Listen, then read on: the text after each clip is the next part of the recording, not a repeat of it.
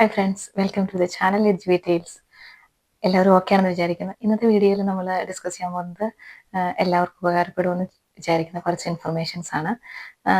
ഞാൻ എൻ്റെ മെറ്റേണിറ്റി പീരീഡിൽ മെറ്റേണിറ്റി ലീവ് എങ്ങനെ അപ്ലൈ ചെയ്യാം, എത്ര ഡോളറാണ് ലഭിക്കുന്നത്, കാരണം ഫിനാൻഷ്യലി എനിക്ക് പ്ലാൻ ചെയ്യണമായിരുന്നു.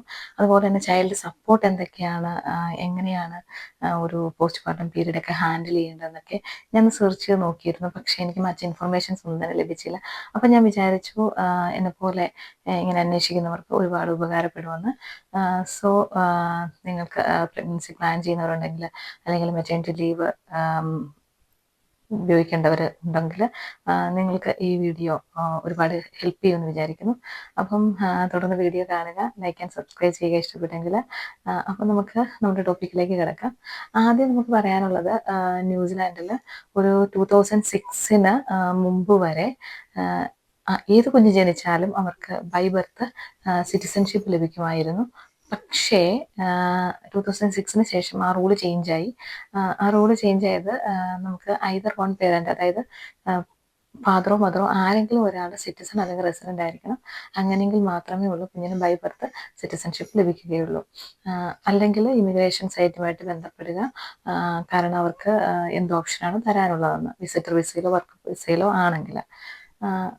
അപ്പം ഇതാണ് നമുക്ക് പറയാനുള്ളത്. അതിനുശേഷം നമ്മൾ പറയുന്നത്, ഇപ്പം നമ്മൾ പ്രഗ്നൻ്റ് ആണ് എന്ന് വിചാരിക്കുക, നമ്മുടെ പ്രഗ്നൻസി കിറ്റിൽ നമ്മൾ പ്രഗ്നൻ്റ് ആണെന്ന് കണ്ടു കഴിഞ്ഞാൽ അടുത്തത് നമ്മൾ ഉടനെ തന്നെ GP കാണുക, GP ഒരു അപ്പോയിൻമെൻറ്റ് എടുക്കുക, അവിടെ ബ്ലഡ് ടെസ്റ്റ് ചെയ്യണം.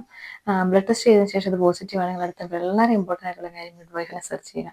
കാരണം ന്യൂസിലാൻഡിൽ മിഡ് വൈഫിനെ കിട്ടാൻ ഇച്ചിരി പ്രയാസമാണ്. അപ്പോൾ നമ്മൾ റിവ്യൂ ഒക്കെ നോക്കി അല്ലെങ്കിൽ നമ്മുടെ ഫ്രണ്ട്സിനോടൊക്കെ ചോദിച്ചതിന് ശേഷം നമ്മൾ മിഡ് വൈഫിനെ നമ്മുടെ പ്ലേസിൻ്റെ നെയിം അടിച്ചു കൊടുത്തിട്ട് മിഡ് വൈഫിനെ സെർച്ച് ചെയ്യുക. അപ്പം ഗൂഗിളിൽ നമുക്ക് ആ ഒരു മിഡ് വൈഫിൻ്റെ കുറച്ച് ലിസ്റ്റ് ലഭിക്കും. അതിൽ നിന്നും അവർക്ക് പേഴ്സണലി നമ്മൾ ഇമെയിൽ അയക്കണം. നമ്മൾ ഇമെയിൽ അയക്കുമ്പം അവർ അവൈലബിൾ ആണെങ്കിൽ അവർ റിപ്ലൈ ചെയ്യണം. ഡിസംബർ പോലുള്ള മാസങ്ങളിൽ EDD വന്നു കഴിഞ്ഞാൽ വളരെ പ്രയാസമാണ്, കാരണം അവർക്ക് ലീവൊക്കെ ഉണ്ടായിരിക്കും. സോ അതിനനുസരിച്ച് പ്ലാൻ ചെയ്യുക, അതായത് ഏത് മിഡ് വൈഫ് ആണെന്നൊക്കെ ഉള്ളത് പ്ലാൻ ചെയ്യുക. മിഡ് വൈഫിനെ കിട്ടിക്കഴിഞ്ഞതിന് ശേഷം അവർ തന്നെ അപ്പോയിൻമെൻറ്റ് തരും, എപ്പോഴൊക്കെയാണ് കാണേണ്ടത്. പിന്നെ ഇൻവേഴ്സൺ നമ്മളവരെ കാണാൻ പോകുന്നു. അതിനുശേഷം ത്രൂ ഔട്ട് നമ്മുടെ pregnancy period until 6 week, delivery കഴിഞ്ഞിട്ടുള്ള 6 വീക്ക് വരെ ഈ മിഡ് വൈഫ് നമ്മുടെ കൂടെ ഉണ്ടായിരിക്കും. അവർക്ക് എന്തെങ്കിലും ഒരു അസൗകര്യം ഉണ്ടായാൽ അവരടുത്ത ആളെ അവർ ഏൽപ്പിക്കും, എന്നിട്ടായിരിക്കും മുമ്പോട്ടുള്ള കാര്യങ്ങൾ ചെയ്യുക.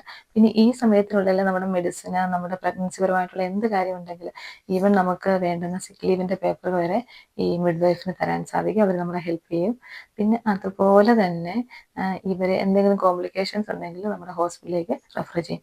പിന്നെ മിഡ് വൈഫിനെ നമ്മൾ സെർച്ച് ചെയ്യുമ്പോൾ അല്ലെങ്കിൽ അവരെ നമ്മൾ തിരഞ്ഞെടുക്കുമ്പോൾ ശ്രദ്ധിക്കേണ്ട കാര്യങ്ങൾ, ഒരു ഹോസ്പിറ്റലാണോ ചൂസ് ചെയ്യുന്നത്, ബർത്ത് സെൻ്റർ ആണോ, അതോ വീട്ടിലെ ഡെലിവറി ആണോ, അതൊക്കെ നോക്കിയിട്ട് വേണം നിങ്ങൾ എടുക്കാനായിട്ട്. ഞാൻ ഹോസ്പിറ്റലാണ് ചൂസ് ചെയ്തത്, കാരണം എന്ത് പ്രോബ്ലം ഉണ്ടായാലും ഫൈനലി നമ്മൾ ഹോസ്പിറ്റലിലേക്കാണ് ചെല്ലുന്നത്. സോ ഞാൻ അങ്ങനെയാണ് ചൂസ് ചെയ്തത്. അപ്പോൾ നിങ്ങളുടെ കൺവീനിയൻസ് അനുസരിച്ച് നിങ്ങൾ ചൂസ് ചെയ്യുക. അങ്ങനെ അതിനുശേഷം നമ്മൾ ഈ മിഡ് വൈഫിനെ സെലക്ട് ചെയ്ത് നമ്മൾ ത്രൂ ദ ജേർണി മുമ്പോട്ട് പോകുന്നത് 24 വീക്സ് ഒക്കെ ആയിക്കഴിഞ്ഞതിന് ശേഷം. കാരണം പിന്നെ നമ്മൾ ചിന്തിക്കുന്ന മെറ്റേണിറ്റി ലീവ് എങ്ങനെ അപ്ലൈ ചെയ്യാന്നുള്ളതാണ്.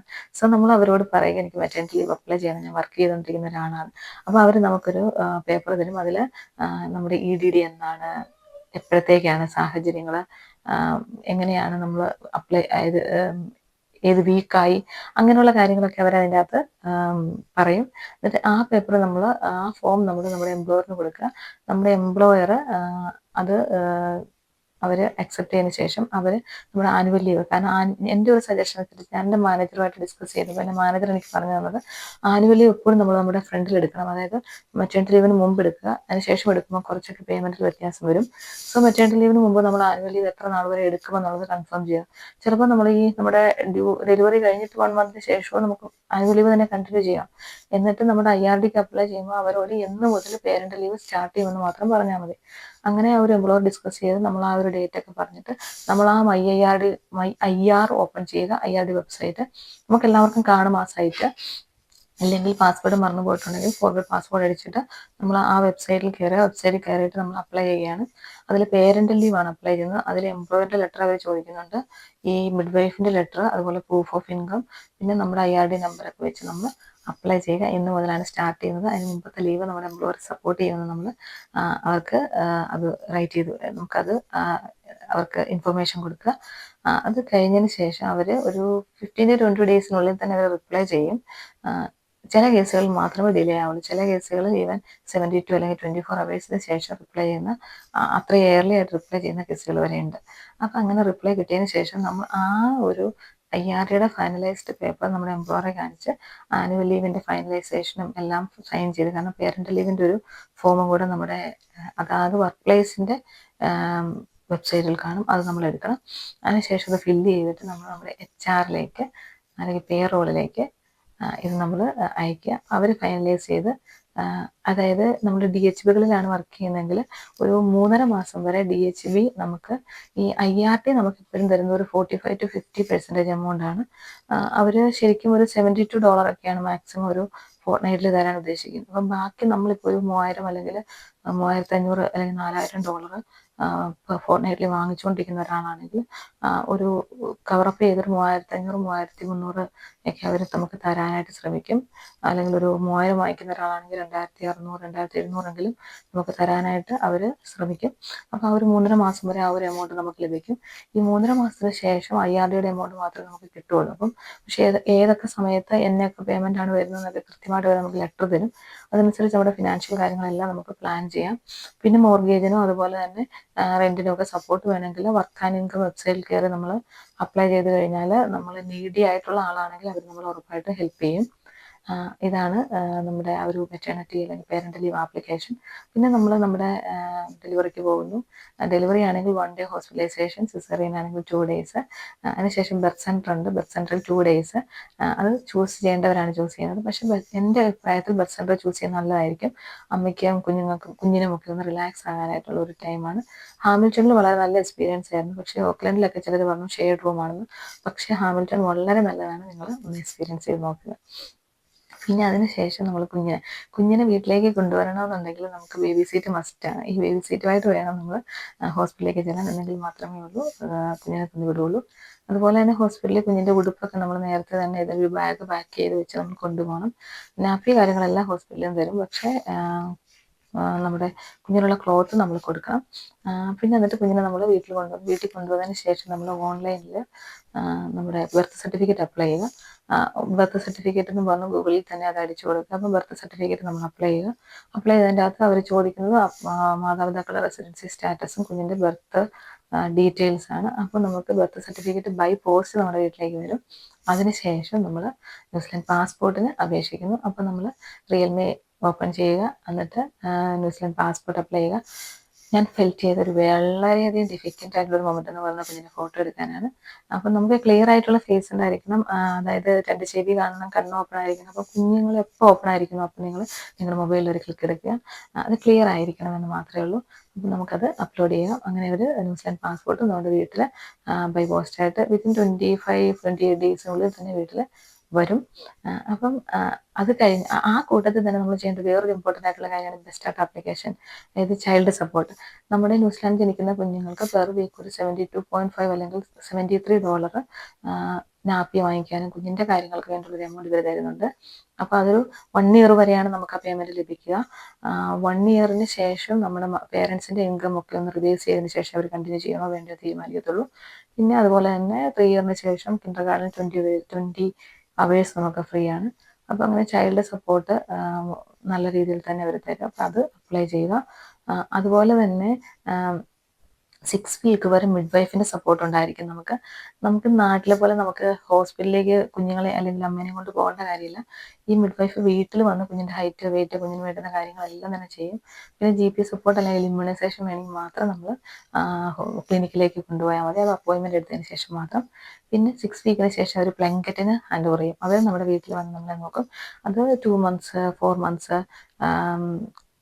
9 months, 12 months അങ്ങനെ ഒരു ടൈം പീരീഡിൽ അവർ വന്ന് കുഞ്ഞിൻ്റെ വളർച്ചകളും കാര്യങ്ങളും എല്ലാം ചെക്ക് ചെയ്യുന്നതായിരിക്കും. അപ്പോൾ അങ്ങനെ ഒരു ത്രൂ ഔട്ട് ദ പീരീഡ് നമുക്ക് കുഞ്ഞിന് നല്ല സപ്പോർട്ട് ലഭിക്കും. അതുപോലെ അമ്മയുടെ ഹെൽത്ത് സ്റ്റാറ്റസും മെൻ്റൽ സ്റ്റാറ്റസും എല്ലാം തന്നെ അവർ നോക്കിക്കണ്ട് സംസാരിച്ച് അവരെല്ലാം തന്നെ ഡോക്യുമെൻ്റ് ചെയ്തുകൊണ്ട് പോകും. അതുപോലെ തന്നെ നല്ലൊരു എൻവിറോൺമെൻ്റ് ആണോ എന്നുള്ളതൊക്കെ അവർ വരുമ്പോൾ നമ്മുടെ വീട്ടിൽ ചെക്ക് ചെയ്യും. അതുപോലെ തന്നെ കുഞ്ഞ് ജനിച്ച് കഴിയുമ്പം ഒരു ബാസിനെറ്റ് അല്ലെങ്കിൽ ഒരു കോട്ട് മസ്റ്റാണ്. അതും ഈ മിഡ് വൈഫ് നമ്മുടെ വീട്ടിൽ വരുമ്പോൾ അവർ നോക്കും. അപ്പോൾ അതൊക്കെ നമ്മളൊന്ന് പ്രിപ്പയർ ചെയ്ത് വെക്കുക. പിന്നെ അതുപോലെ തന്നെ അപ്പം ഇത്രയും കാര്യങ്ങൾ നമ്മൾ അപ്ലൈ ചെയ്ത് നമുക്ക് പാസ്പോർട്ട് കിട്ടി. കൂടുതൽ ആൾക്കാരും ചെയ്യുന്ന മെറ്റേണിറ്റി പീരീഡിൽ നമുക്ക് ലീവ് ഉണ്ട്. അപ്പം ഒരാളുടെ ലീവ് മാത്രം നോക്കിയാൽ മതി. അപ്പം നമുക്ക് നാട്ടിലേക്ക് പോകണമെന്നുണ്ടെങ്കിൽ നമ്മുടെ കുഞ്ഞിന് ന്യൂസിലൻഡ് പാസ്പോർട്ട് ആണെങ്കിൽ നമ്മൾ തീർച്ചയായും OC അപ്ലൈ ചെയ്യണം, ഓവർസീസ് സിറ്റിസൺഷിപ്പ്. അത് 5 ഇയർ വരെ വാലിഡ് ആണ്. പക്ഷേ ഒരു 15 to 20 ഡേയ്സ് എടുക്കും അത് കിട്ടണമെങ്കിൽ. അപ്പം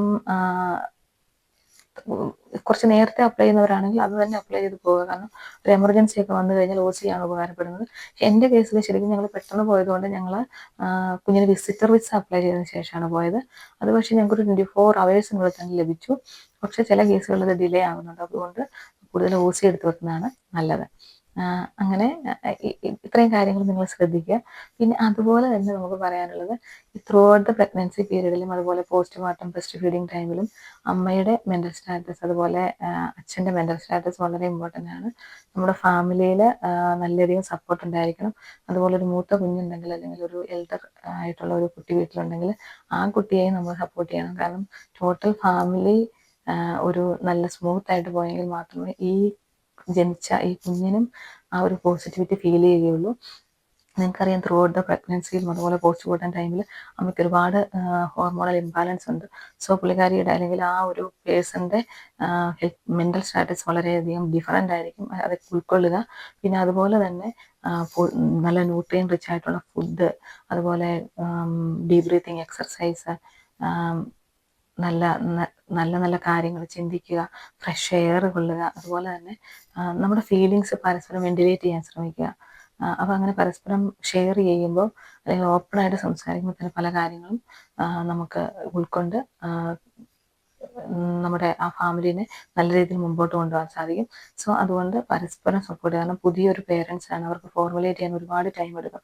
അതുപോലെ തന്നെ ആ ഒരു കുഞ്ഞിൻ്റെ ലൈഫ് ഡിപ്പെൻഡ് ചെയ്തിരിക്കുന്നത് നമ്മളിലാണ്. അതുകൊണ്ട് ഹാപ്പി ആയിട്ട് തന്നെ ലൈഫ് മുമ്പോട്ട് കൊണ്ടുപോകും. ഇനി ഒരു കാര്യം കൂടി നമുക്ക് പറയാനുള്ളത്, നമ്മളോട് ഒരുപാട് പേര് ചോദിച്ചിരുന്നു അമ്മയ്ക്ക് മാത്രമേ ഉള്ളൂ ന്യൂസിലാൻഡിൽ പേരൻ്റ് ലീവ്, അച്ഛൻ ലഭിക്കില്ലേ എന്നുള്ളത്. അച്ഛന്മാർക്കും ലീവ് ലഭിക്കും. അതായത് കുഞ്ഞ് ജനിച്ചുള്ള ആദ്യത്തെ 2 ആഴ്ച അവർക്ക് അൺപെയ്ഡ് ആയിട്ട് പേരൻ്റ് ലീവ് എടുക്കാം. പേയ്മെൻറ്റ് ലഭിക്കില്ല. പക്ഷെ ഡിപ്പെൻഡ് ഓൺ ദ എംപ്ലോയർ അവർക്ക് ആനുവൽ ലീവ് കൊടുക്കാറുണ്ട്. അങ്ങനെ പേയ്മെൻറ്റ് ലഭിക്കും. അതിനുശേഷം ആ ഒരു അമ്മയുടെ ആ മെറ്റേണിറ്റി പീരീഡ് ഒക്കെ കഴിഞ്ഞൊരു 3 months ശേഷം ഇപ്പോൾ അമ്മയ്ക്ക് ജോലിക്ക് പോകണം അല്ലെങ്കിൽ അപ്പൻ അല്ലെങ്കിൽ അച്ഛൻ കുഞ്ഞിനെ നോക്കിക്കോളാം എന്നുണ്ടെങ്കിൽ ആ പേരൻ്റ് ലീവ് അച്ഛനും അമ്മയ്ക്കും ഷെയർ ചെയ്യാൻ സാധിക്കുന്നതാണ്. ആ IRD പേയ്മെൻറ്റ് അച്ഛന് ലഭിക്കും. അങ്ങനെ അമ്മയ്ക്ക് വർക്ക് ചെയ്യാം.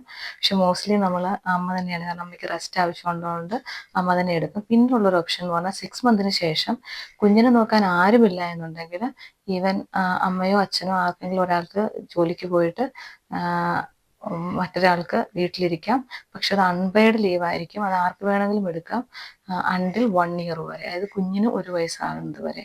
അതിനുശേഷം ജോലിക്ക് റീജോയിൻ ചെയ്യണം. പക്ഷെ നമ്മുടെ ജോലിയെ അത് ഒരു തരത്തിലും ബാധിക്കില്ല. പിന്നെ അതുപോലെ നമുക്ക് ഇപ്പം അൺപെയ്ഡ് ലീവ് എടുക്കുന്ന സമയത്ത് എന്തെങ്കിലും ഒരു ഫിനാൻഷ്യൽ സ്ട്രഗിൾ വരികയാണെങ്കിൽ നമുക്ക് വർക്ക് ആൻഡ് ഇൻകം എന്ന് പറയുന്ന സപ്പോർട്ടിന് ഒരു സൈറ്റ് ഉണ്ട്. അവരെ അറിയിച്ച് അവരുടെ ആപ്ലിക്കേഷൻ കൊടുക്കുകയാണെങ്കിൽ അവർ അനലൈസ് ചെയ്തതിന് ശേഷം എന്തെങ്കിലും സപ്പോർട്ട് ആവശ്യമുണ്ടെങ്കിൽ അവർ ത്രൂ ഔട്ട് നമ്മുടെ റെൻറ്റിനോ മോർഗേജോ ഒക്കെ അവർ ഹെൽപ്പ് ചെയ്യാറുണ്ട്. അപ്പോൾ ഇത്രയും ഇൻഫർമേഷനാണ് നമുക്ക് കവർ ചെയ്യാനുണ്ടായിരുന്നുള്ളത്. ഓൾമോസ്റ്റ് ഇൻഫർമേഷൻസ് കവർ ചെയ്തു എന്ന് വിചാരിക്കുന്നു. ഈ വീഡിയോ നിങ്ങൾക്ക് ഒരുപാട് ഉപകാരപ്പെട്ടു എന്ന് വിശ്വസിക്കുന്നു. അപ്പം ലൈക്ക് ആൻഡ് സബ്സ്ക്രൈബ് ചെയ്യണം. Thank you for watching.